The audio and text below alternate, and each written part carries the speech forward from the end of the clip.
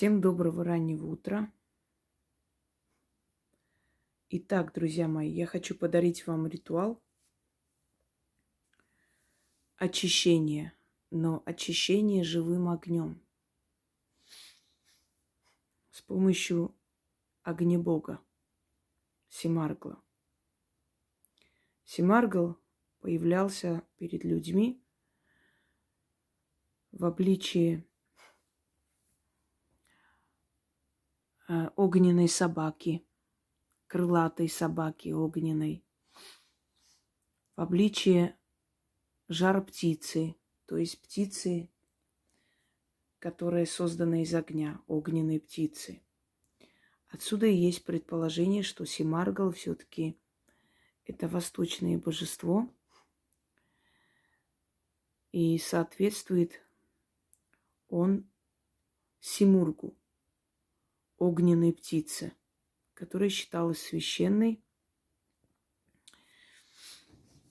Птица, приносящая удачу, исцеление людям,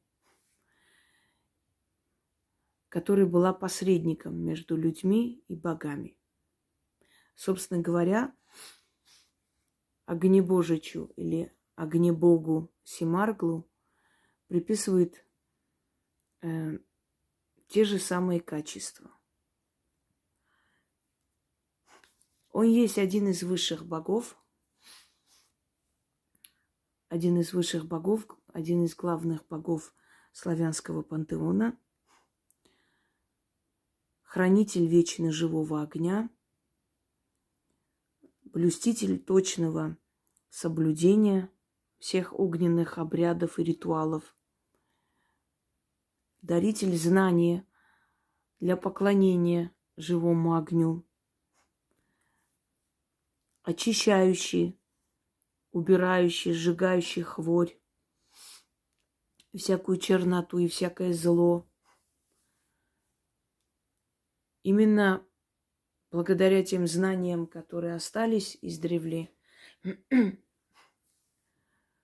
славяне часто очищали хату с помощью огня, с помощью дыма, но очищали после незваных гостей, очищали, когда чувствовали, что в доме поселилась нечисть.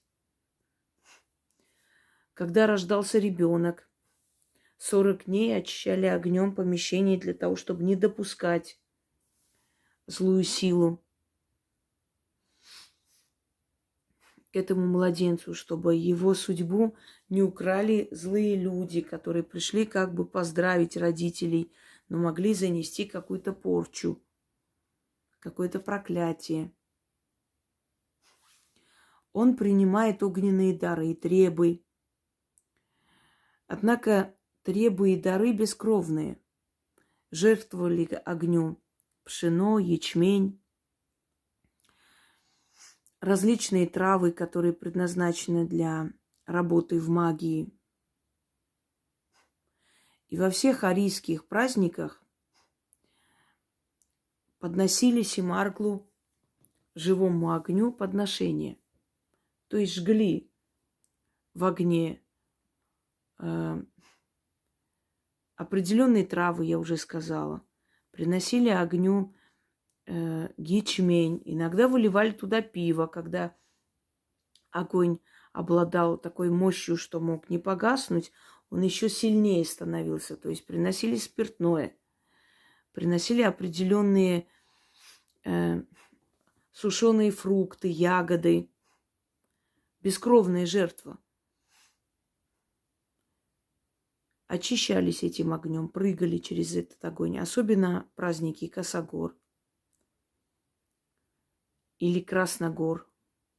Почему его называют еще Косогор? Потому что древнеславянский праздник Косогор, когда солнце уже клонится к холодной погоде, то есть уходит в осеннее состояние, косится на людей, отходит от людей.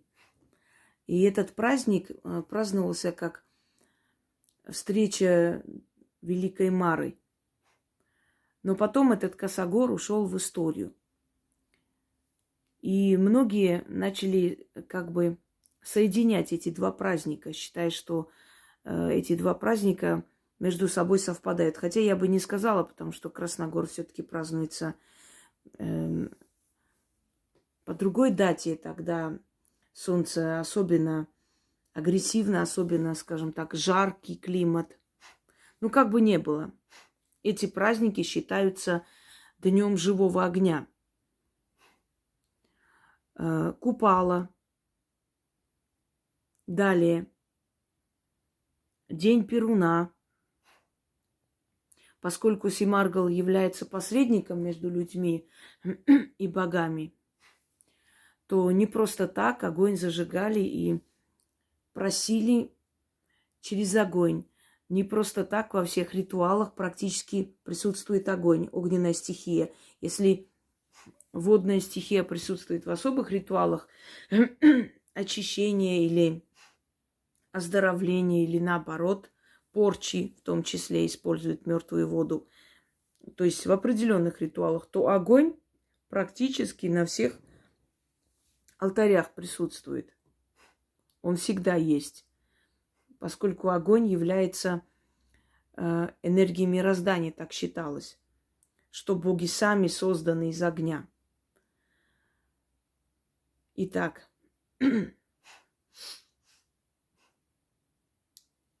он есть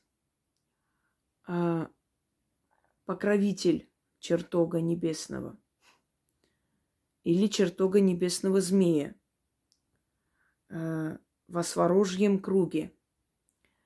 Другие считают, что небесный змей – это Уроборос, змей, который кусает себя за хвост. Вот где соединяется хвост и голова змеи, там не растет трава, и эти горы считаются лысыми. Поэтому издревле лысые горы считались колдовскими местами. То есть места шабуша, собраний ведьм и всякой такой мистической тусовки, скажем так, грубо говоря. Чтобы получить благословение Огнебога, нужно быть добрым, щедрым и человечным. Нужно быть сострадательным к людям и к живым существам. Этот Бог исцеляет хвори. Исцеляет хвори у всех, у животных, у птиц. Именно поэтому, когда обращаются к Семарглу, как правило, просят не только за себя, но и за всех живых созданий, живых существ, которые по земле ходят и живут. И в гимне обращение к Семарглу, собственно говоря, эти слова я и привела в заговоре. То есть один куплет, остальное я дополнила уже своими словами, и это уже мое творчество. Вот прославляющий гимн Семарглу. Семаргл Сварожич, или Сварожич, не так произнесла. Велик Огнебожич, спали боль хворобу, очисти утробу у чада людины, у всякой тварины, у старой и млада и так далее. Видите, не только за себя просили у Сварожича, но и просили у всякой тварины, то есть у всех живых существ. Если человек начинал бороться с болезнью, если у человека начинался жар, считалось, что Огнебог поселился в его душе. И он яростно сражается с хворью, который мучает тело и душу человека.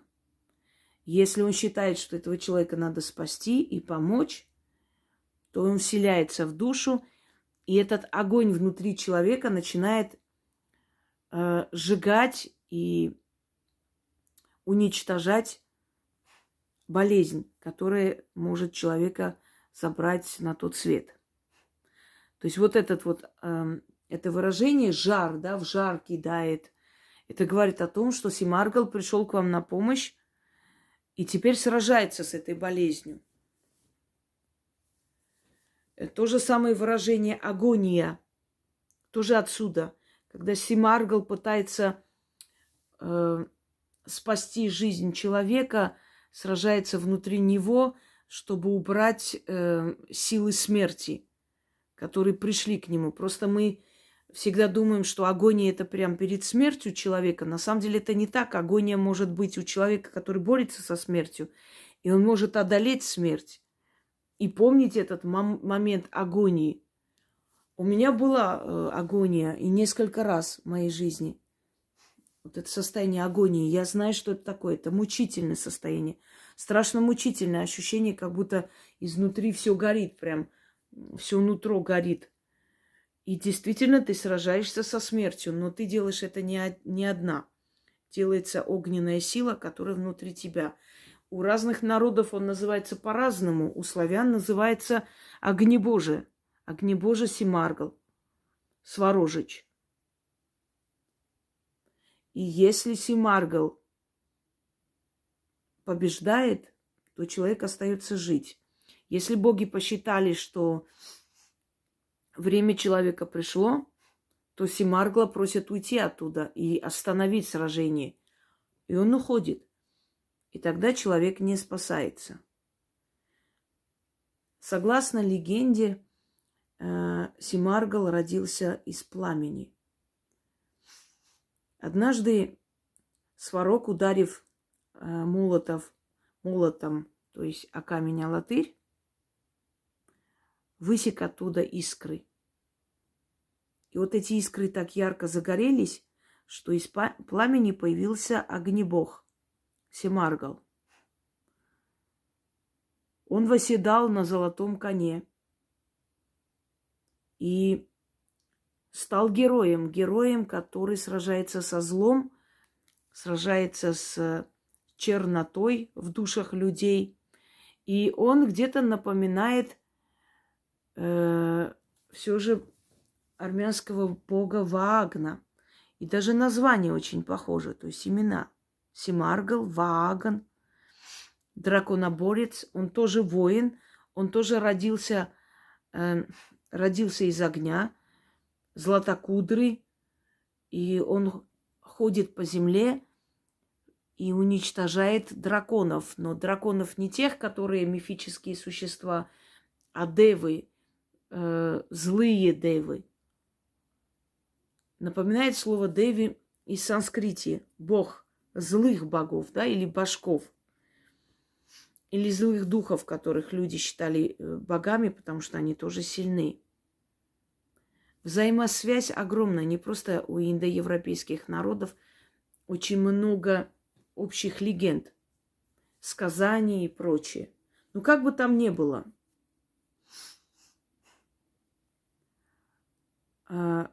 не просто так люди связывают даже создание людей с огнем. Вспомните библейскую Лилит.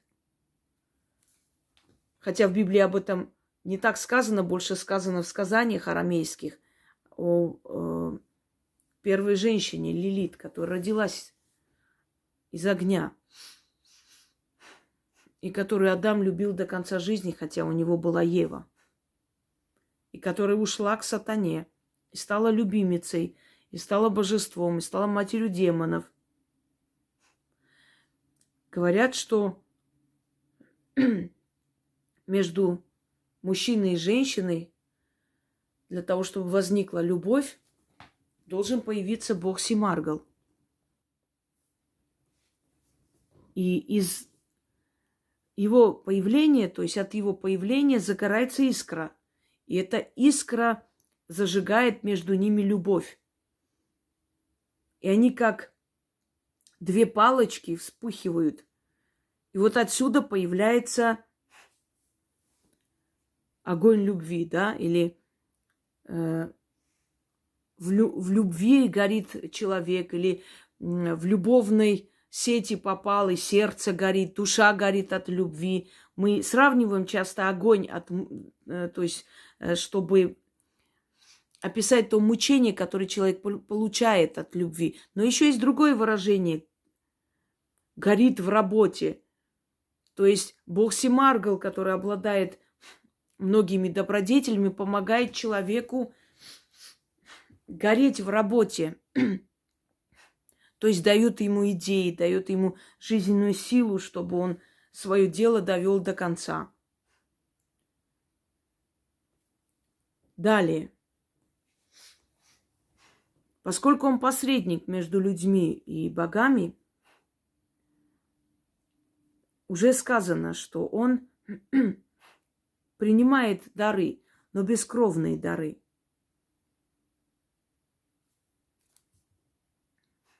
И не зря он посредник между богами и людьми, потому как огонь свечи, огонь костра считается неким мостом, открывателем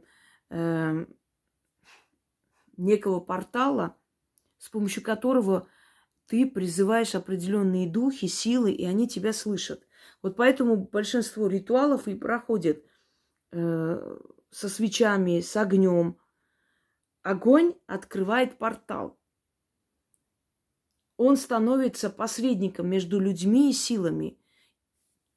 Когда зажигается огонь, открывается потаенная дверь. И боги, и духи, и силы слышат человека. Вот именно по этой причине практически во всех ритуалах, особенно в сильных ритуалах, обязательно используется огонь.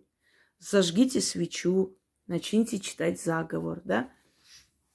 Зажгите свечу, проведите этой свечой вокруг себя, читайте заговор. Зажгите свечу и начитайте избавление от хвори. Как только вы зажигаете свечу, это как стук в дверь. Открывается дверь, потаенная дверь. Тут же вас начинают слышать. Это не говорит о том, что другие заговоры, которые без свечи, они не получаются. Нет. Но есть определенная стезя в магии, определенная сторона, в котором обязательно используется магия свечей. Обязательно используется огонь. Без этого ритуал не получится. Зажгли, огонь открыл дверь потаенную, открывает двери в Навь, то есть в мир духов, и оттуда начинает вас слышать, что вы хотите, о чем.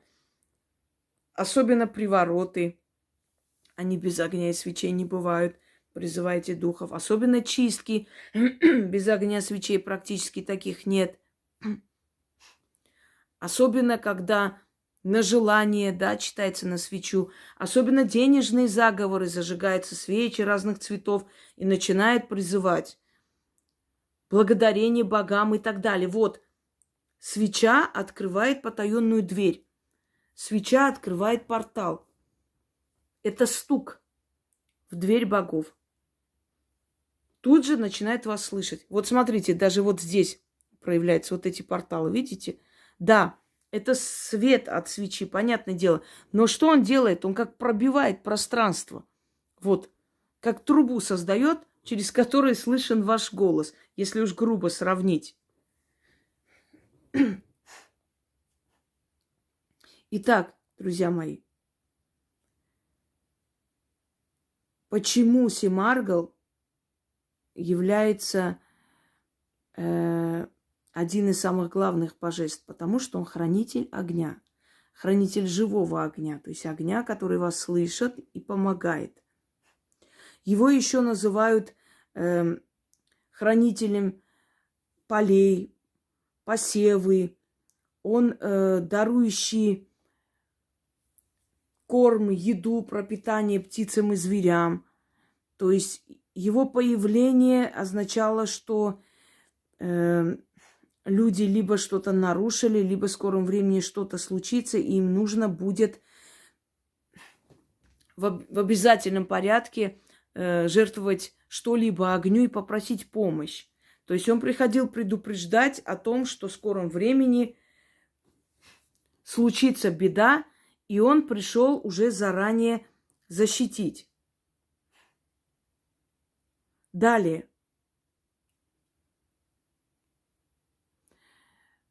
Взаимодействие с этим божеством. Считается, что когда начинается гром и молния, Перун или Сварог гневается на Семаргла, гневается за то, что он, вопреки их воле, помог людям, где-то помог избежать наказания. И тогда Сварог, ударяя молотком об камень Алатырь, производит гром, а Перун бьет молнию об землю, говоря ему, что если еще раз он вмешается в дела богов, следующий удар придет по его голове. Однако, невзирая на это, он все же опять приходит на помощь к людям. Его образ еще сравнивают с Прометеем, потому как Прометей был тот, который, нарушив завет богов, принес огонь людям, живой огонь, и дал людям, то есть вечное, да, помощь, помог им, поскольку огонь – это и хранитель, это и защитник, огонь – это та стихия, которая греет, которая согревает, которая дарует жизнь, где можно готовить пищу. То есть огонь – это все для человечества практически. Ну, не только огонь, конечно, но огонь составляет очень важную часть, потому как солнце является огнем, энергия огня. Если солнца не будет, все живое погибнет. Вот о чем речь, что именно огонь дарует жизнь на земле.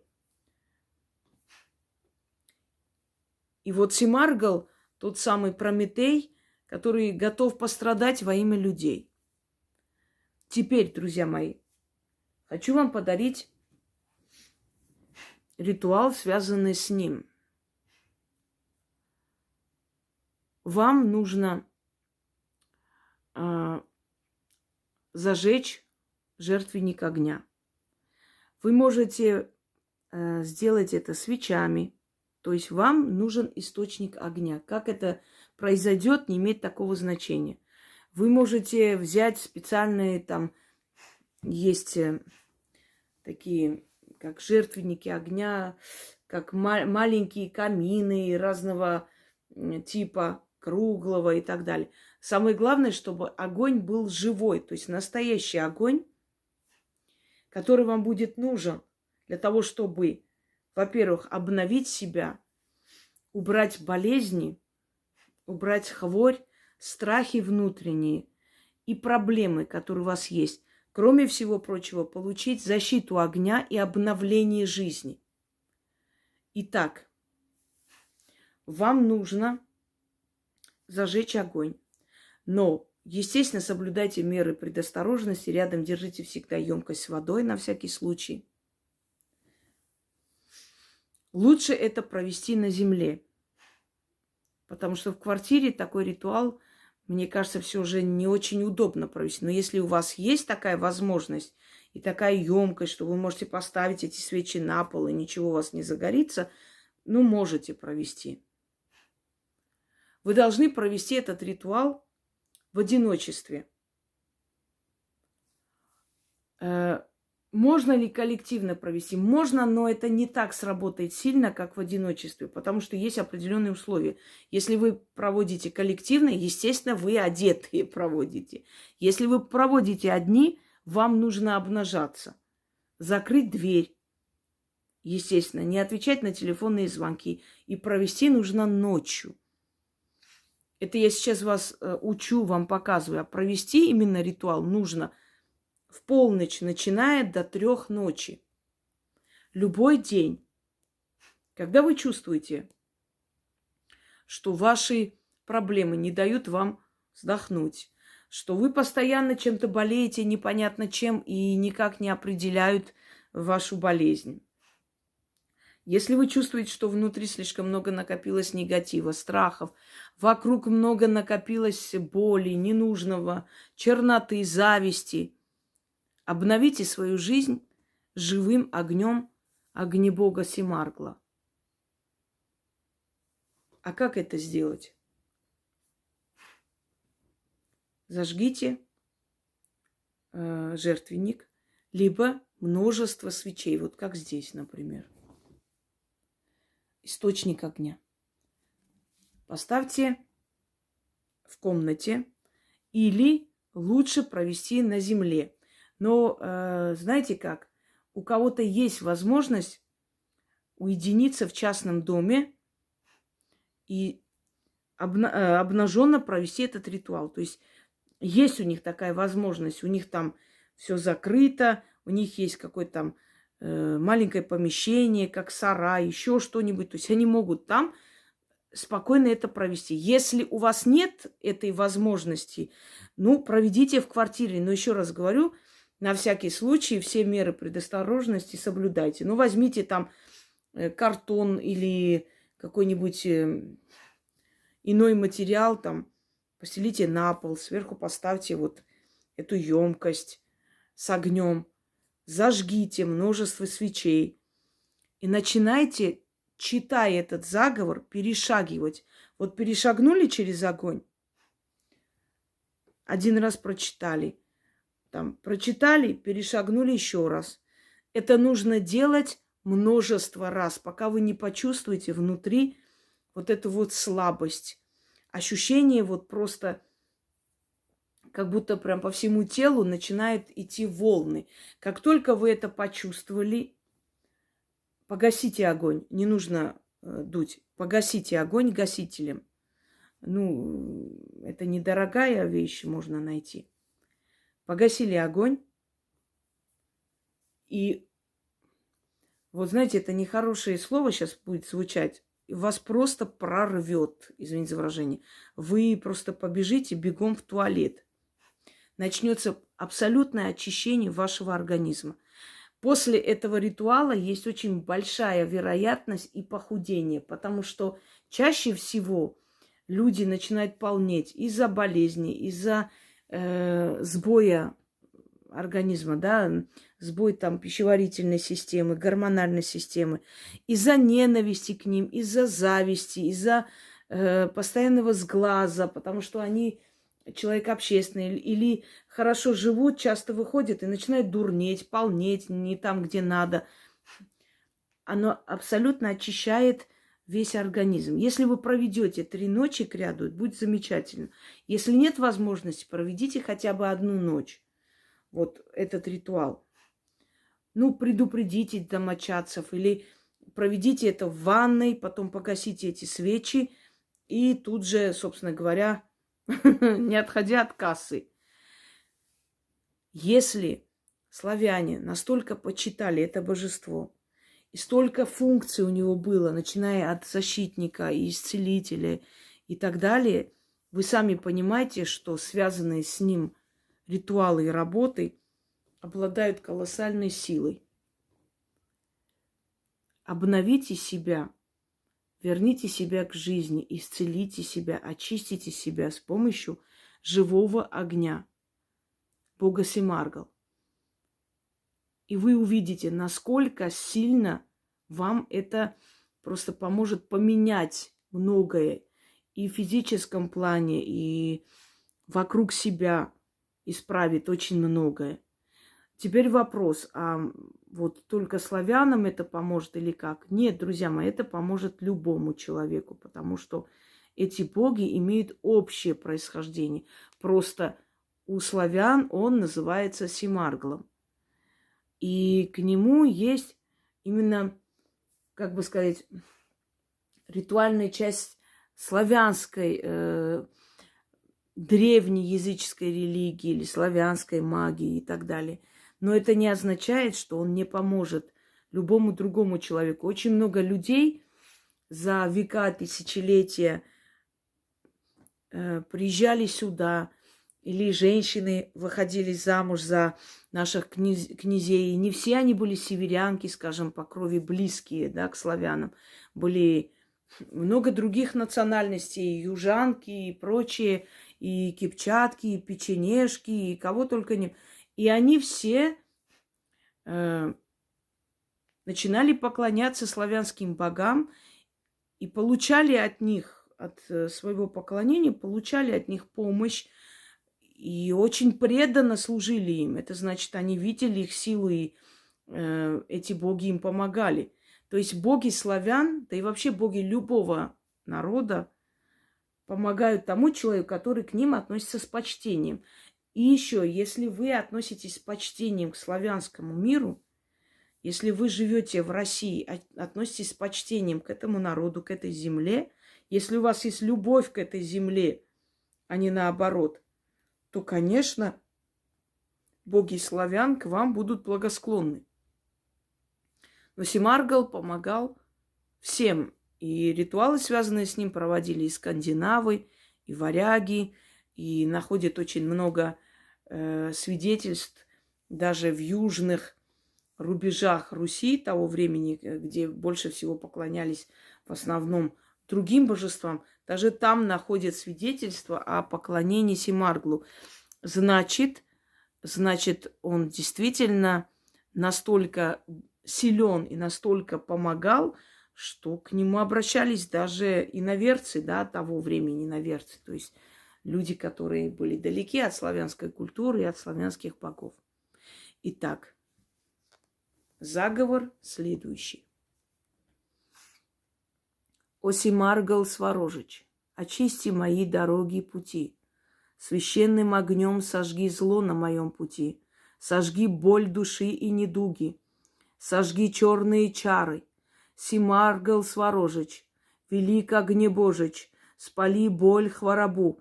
Очисти утробу у чада людины, у всякой тварины, у стара, у млада.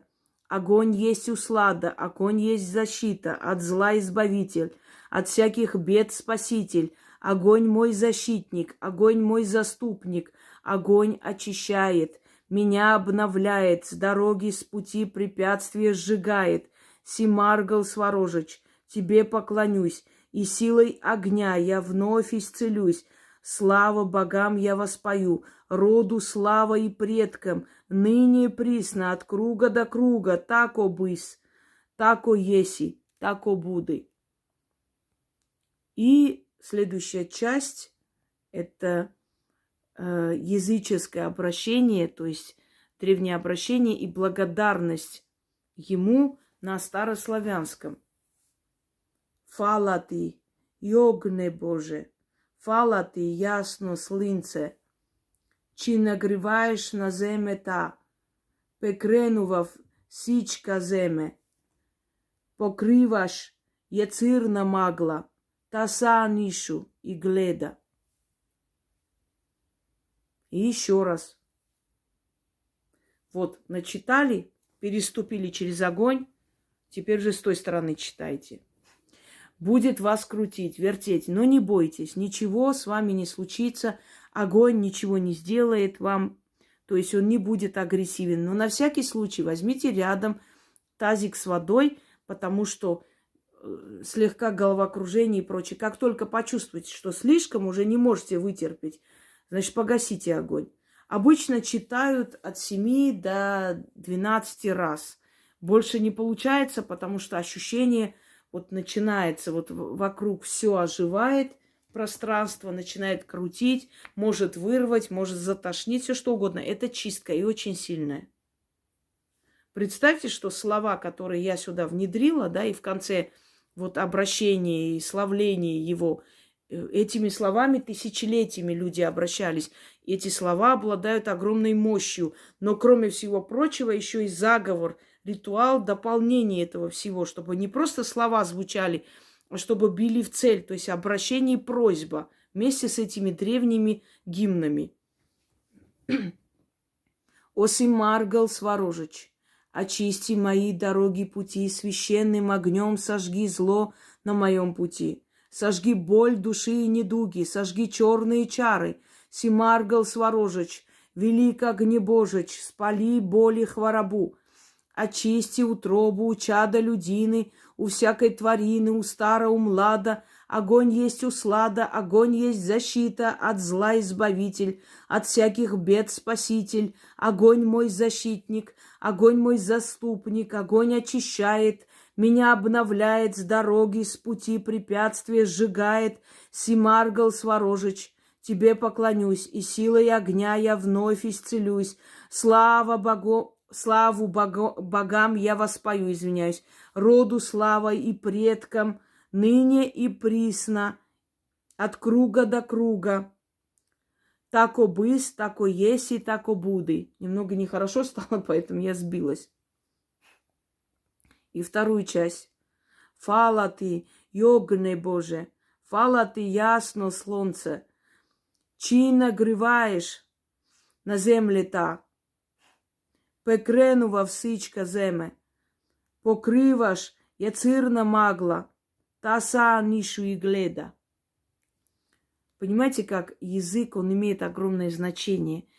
Язык в древнем произношении, он просто как уже наработанная связь с богами. Вот это открытый портал. Давайте далее, еще раз. О Симагар, Сварожич, очисти мои дороги пути. Священным огнем сожги зло на моем пути, сожги боль души и недуги, сожги черные чары, Симаргал, Сварожич. Велик огнебожич, спали боль, хворобу, очисти утробу у чада людины, у всякой тварины, у стара, у млада. Огонь есть услада, огонь есть защита, от зла избавитель, от всяких бед спаситель. Огонь мой защитник, огонь мой заступник, огонь очищает, меня обновляет, с дороги, с пути препятствия сжигает. Симаргал, Сварожич, тебе поклонюсь, и силой огня я вновь исцелюсь. Славу богам я воспою, роду слава и предкам, ныне и присно, от круга до круга, тако быс, тако есть и тако буде. Фух. Фала ти, огне Боже, фала ти, ясно слонце, чи нагріваєш на землі та, пекренува всичка земе, покриваш ецирна магла, ты са нишу и гледа. Все, друзья мои, больше читать не могу. Меня саму так слегка закрутило. Аж в голове прям туманность наступила. Ну, потому что сильная работа. Я обычно после таких работ весь день, знаете, вот как выжатая хожу. Потому что даже если я учу вас, это не говорит о том, что это просто вот так и проходит, как учеба. Нет, дорогие мои, эти слова очень сильные, они работают, даже если это просто учеба. А теперь я пойду немного отдохну, потому что у нас уже, без 10:05. Ничего, оно того стоило. Зато я вам подарила еще одну нужную работу. Всем удачи и благословения богов. И слава Симарглу, тому богу, к которому мы сейчас обращались.